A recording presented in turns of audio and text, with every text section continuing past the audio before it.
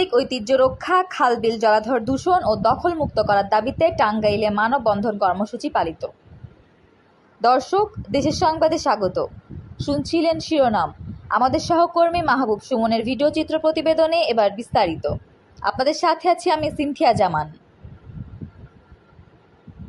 টাঙ্গাইলের প্রত্নতাত্ত্বিক ঐতিহ্য রক্ষা, খাল-বিল জলাধর দূষণ ও দখলমুক্ত করার দাবিতে মানববন্ধন কর্মসূচি পালিত হয়েছে। বুধবার দুপুরে শহরের নিরালা মোড়ে এ মানববন্ধন কর্মসূচির আয়োজন করে নাগরিক অধিকার সুরক্ষা কমিটি। মানববন্ধনে বিভিন্ন সামাজিক, রাজনৈতিক ও সাংস্কৃতিক সংগঠনের নেতৃবৃন্দ বক্তব্য রাখেন।